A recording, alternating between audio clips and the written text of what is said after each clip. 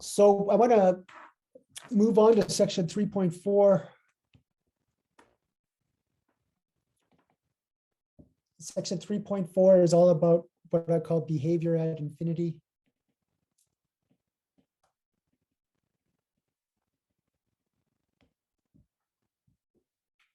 So I guess philosophically, calculus is really about local behavior for the most part. Like when I say local behavior, I mean, we're trying to find not an average rate of change across like a long distance. We're trying to find an instantaneous rate of change at a point. So a lot of that calculus stuff is really localized behavior, what's happening near a particular point. But this section is a little bit different. This section is all about behavior at infinity. In other words, very large values of x and very negative values of x. And we're trying to understand how our function behaves. And the reason why we care about this is we're really trying to take an equation and learn how to graph it using calculus. And part of graphing it is trying to figure out what happens at the two extremes. Okay. So what are some options that could happen? One option that could happen is you could get something that looks like a horizontal asymptote.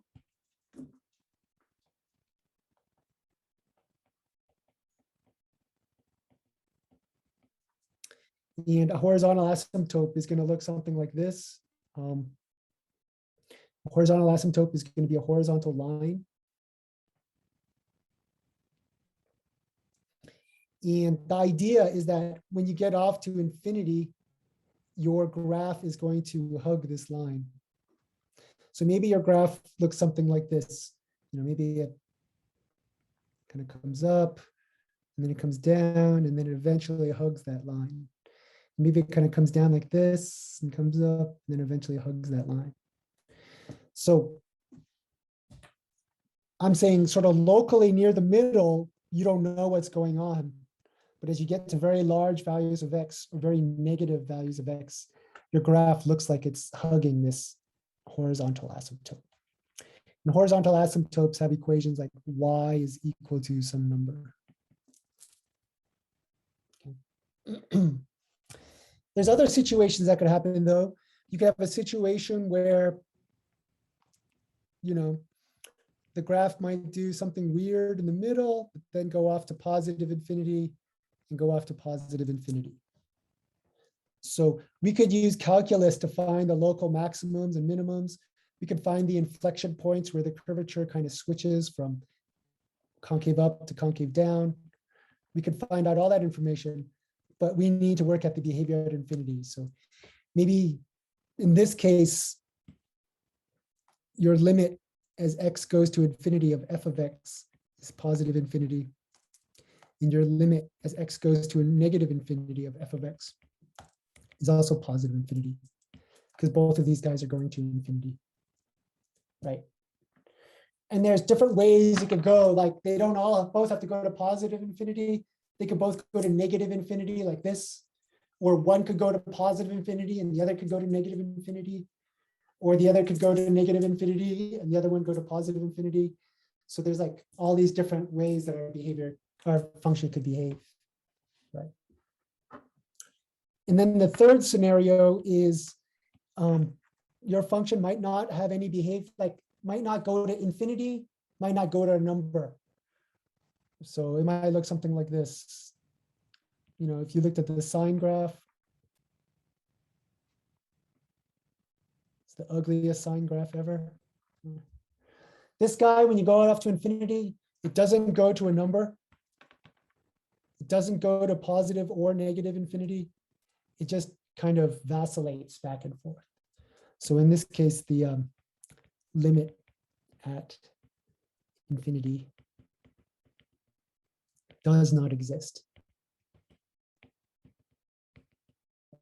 Okay. So in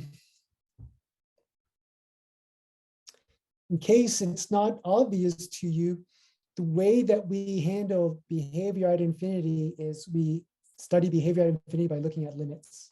So we study behavior at infinity by looking at limits. So we're going to calculate the limit as x goes to infinity of f of x, and the limit as x goes to infinity, negative infinity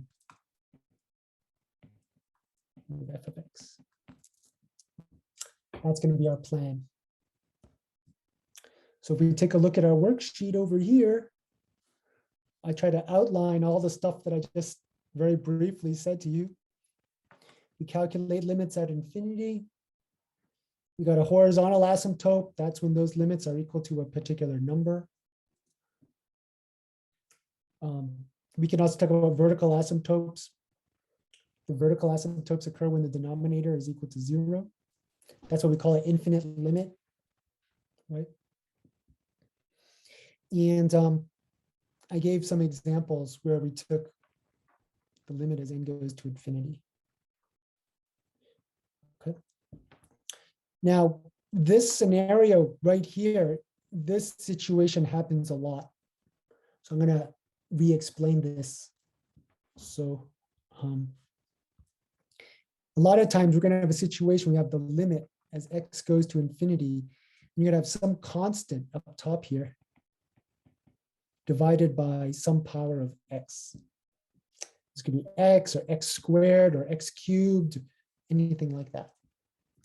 And the idea is that this bottom part is getting really big, gets huge.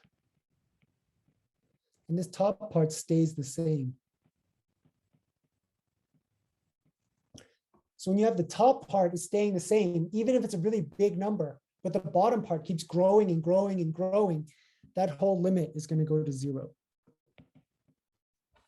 That's really key for us. Okay.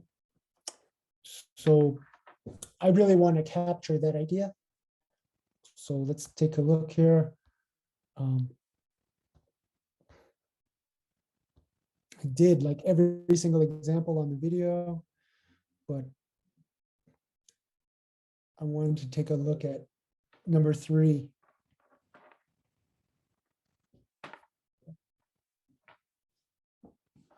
So ignore this for now. So when you take a look at example 3 over here, we want to calculate the limit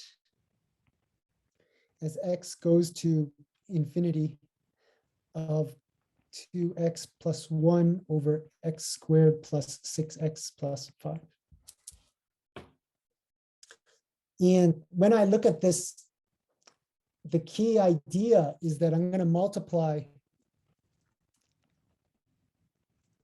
top and bottom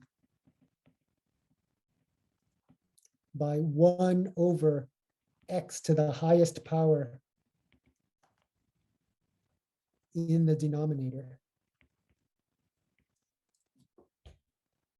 Okay. So if we take a look at this guy, the highest power in the denominator is going to be x squared. So when I multiply top and bottom by that 1 over x squared, so we're going to do 1 over x squared and 1 over x squared. We have to distribute. Let's see what we get. So we get the limit as x goes to infinity. I'm going to distribute this guy to both terms in the numerator. The numerator is going to become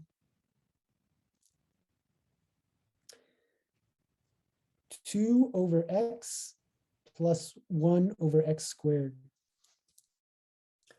Does that make sense? What about the denominator? I have to distribute the denominator, the 1 over x squared, to 3 terms like this. So that's going to be 1 plus 6 over x plus 5 over x squared.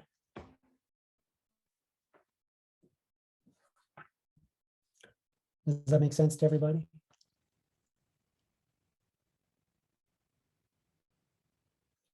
Now, you see I have a bunch of fractions. I have a bunch of fractions, but the numerator is constant and the bottom is blowing up to some huge number in all 4 of these cases. So what that means is this part right here, that's going to go to 0. This part right here, this is also going to go to 0. This part right here goes to 0. And this part right here goes to 0. So what do I get in the end? The numerator becomes 0 plus 0, that's 0. What about the denominator? The denominator is 1 plus 0 plus 0, that's equal to 1. So my limit is equal to 0. So what does that mean? That means as I go off to positive infinity, for very large values of x, this function is going to approach 0. So this tells me that y equal to 0 is a horizontal asymptote.